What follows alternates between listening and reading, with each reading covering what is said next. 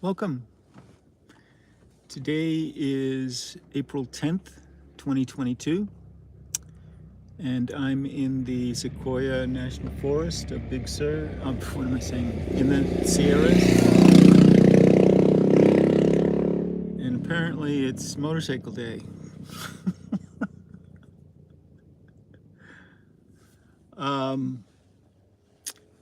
I'm about less than a quarter mile from the Remington Hot Springs and probably 2 miles from Miracle Hot Springs. And I've been here since a week, actually, soaking my brains out as need be.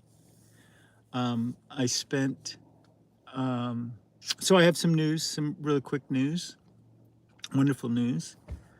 I just realized, it being April 10th, that it's been a year ago, April 7th, 2021, was when apparently when I've been cancer free since then. That's when we didn't find out until the middle of the summer, but from the blood tests and stuff. But after the first infusion, when we took the next next blood test, the cancer was gone. And it just occurred to me this morning when I saw the date that it's been a year, and I should probably like mark the moment. So I trimmed my beard and making a quick video, hopefully quick. As far as my I had an accident on Christmas Eve and drove here, and pretty much said to myself I wasn't leaving until I could run again. I'm happy to report that I started running on the regular on the day after the equinox, this past equinox in March. And I got here, and Tuesday I cut the bottom of my foot, so I haven't been able to run at all. I cut it on a rock in the river, but hey, that's the way it goes. But I'm feeling a lot stronger. I spent 3 weeks. Well, I spent 8 weeks here, soaking 5 to 8 hours a day, 5 days a week. And on the weekends, I would do a lot of computer work and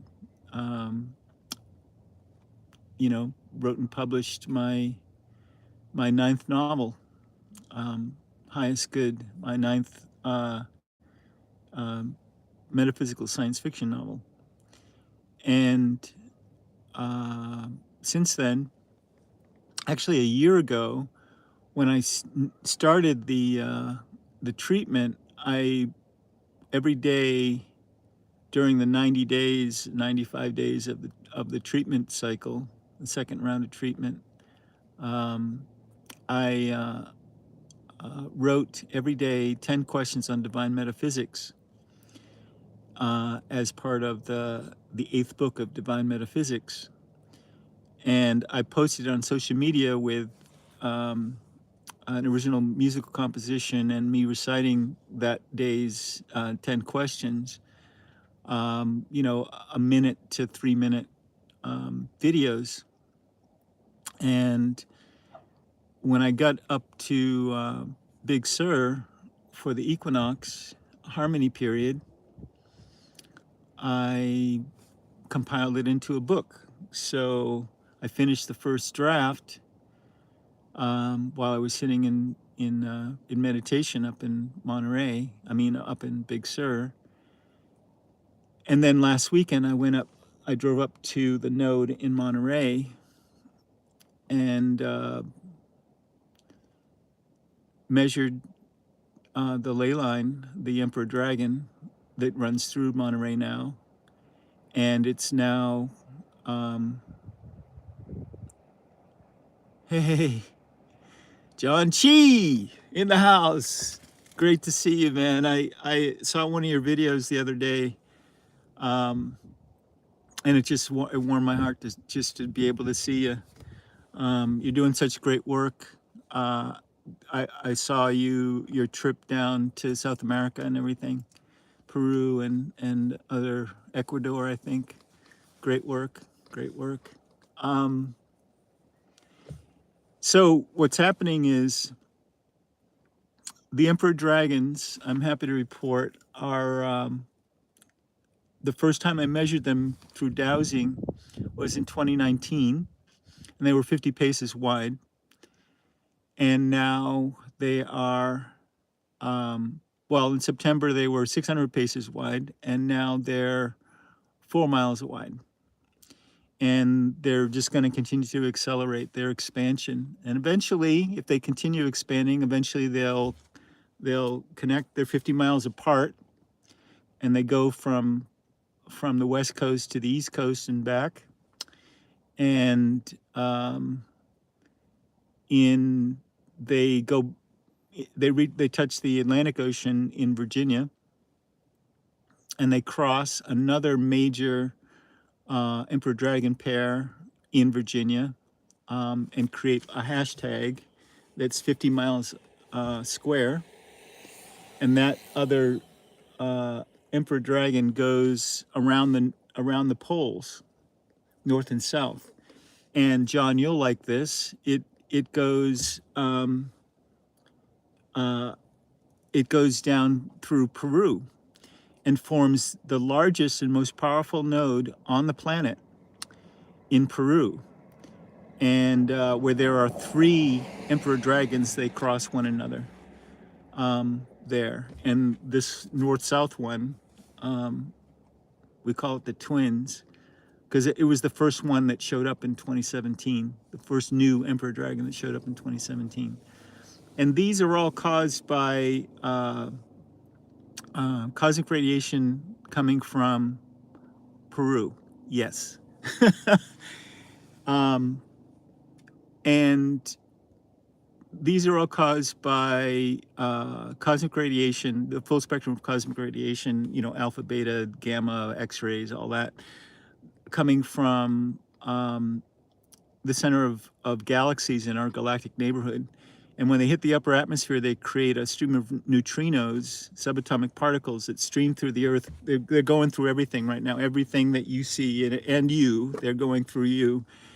And they rarely hit anything, but when they do, they hit.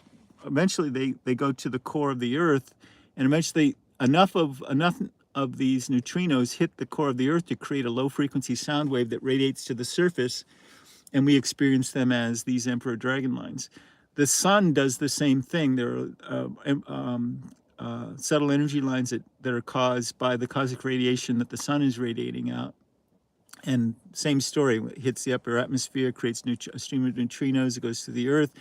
And those appear on the surface of the Earth as these solar lines that, when I first started measuring them, they were between 10 and 30 paces wide.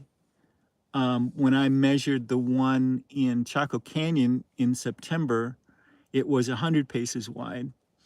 I haven't measured them, any of them, since then. In Big Sur, there's the Emperor Dragon, and there's 3 solar lines that cross, and 2 of which make a node on the top of the mountain that is at the foot of which is Jade Cove, and up the top of Plasket Ridge Road. And we're, about 100 yards away from where I discovered the archaeological site that is somewhere around close to 10,000 years old, that is aligned to the sunrise equinox point. And it's likely that these emperor dragons were visible at the time when when that archaeological site was first built, and has since. I'm from I'm guessing that this emperor dragon has not been visible for at least 500 years, and I'm not going to go into why that is right now, but um, we know that it's been gone for a while. All of the three that have shown up since 2017, between 2017 and 2019, all the emperor dragons that have shown up since then, they've all probably been gone, and partly because there was the solar system has been going through a cloud of dust, and which obscured those sources, and we just came out of it, and it's been contributing to what the world's been going through for the past decade, and it's only going to become more intense as in the coming years. And one of the main reasons why I've been monitoring this is I've been trying to understand, like, what are the effects of these subtle energy lines on, what are the effects of the subtle energy field on humanity? And I have a couple of answers for that right now. Intensity and I feel that the best use of this energy potential is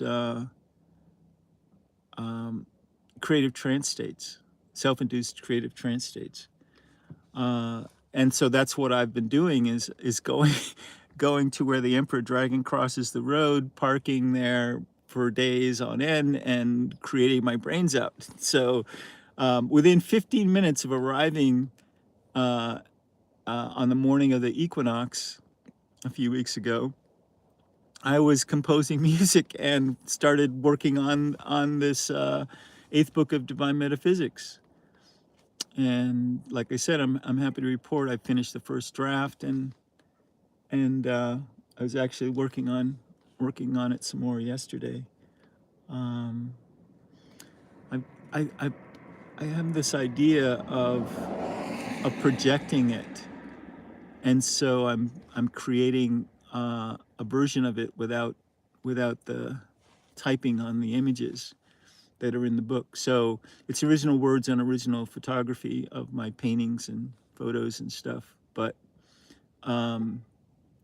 something said to do a version of it that's wordless, that doesn't have any words on the images, and because the images are really beautiful, and I want to project them.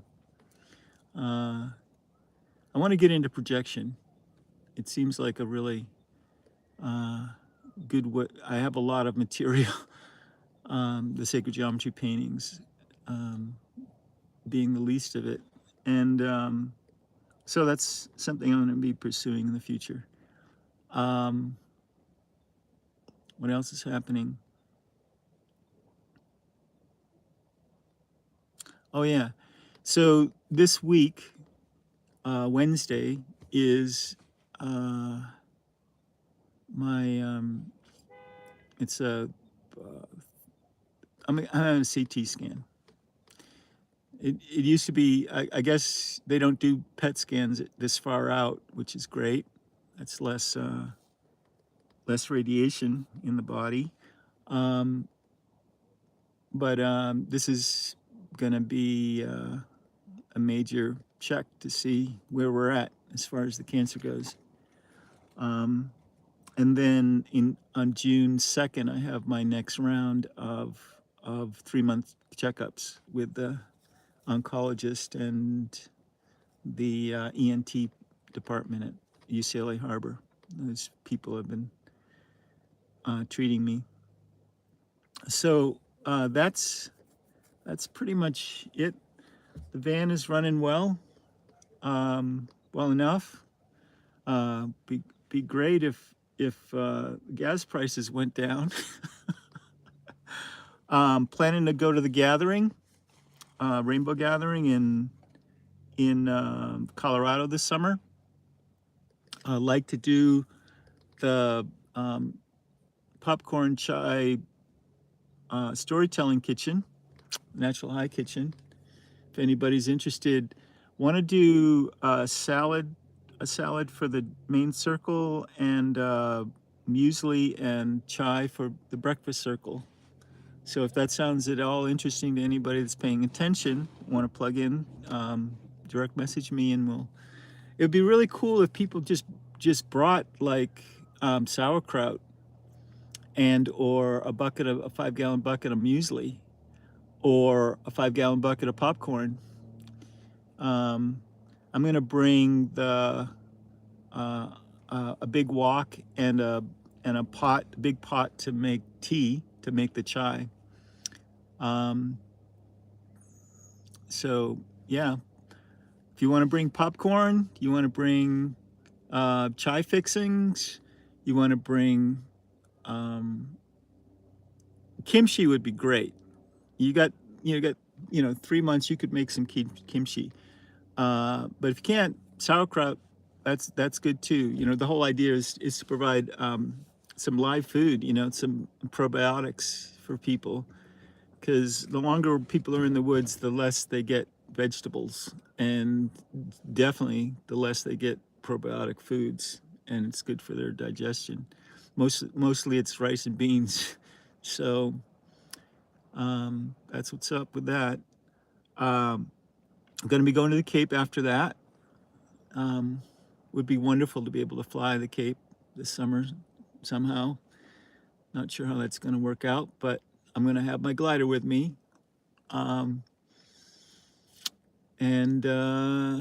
Yeah, I'm hoping to fly as soon as this cut in my bottom of my foot heals up. So in a couple of weeks, I'll be able to, I can approximate running enough to be able to get off the friggin' mountain, get off the ground. So I'm gonna head down to Torrey. For all of my folks down in Torrey, I'll see you shortly. And after the CT scan within a couple of days, got to do my taxes, and then I'll be heading down to see everybody, and I maybe jump off of something.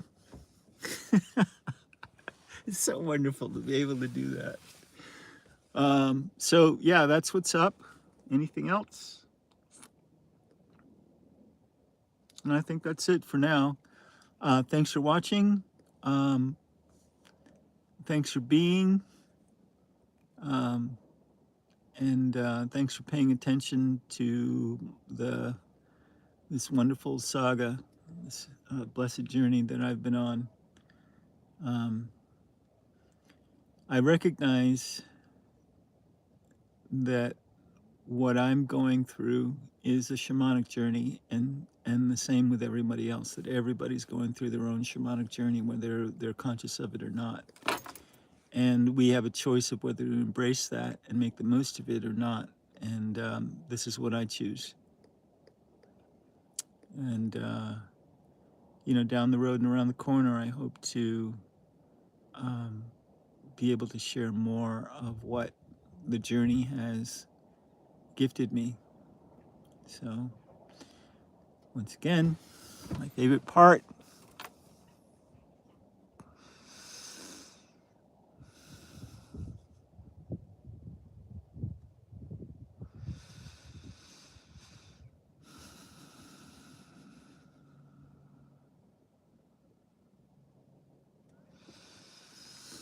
remember, we love you. Where's the out thing? There we go.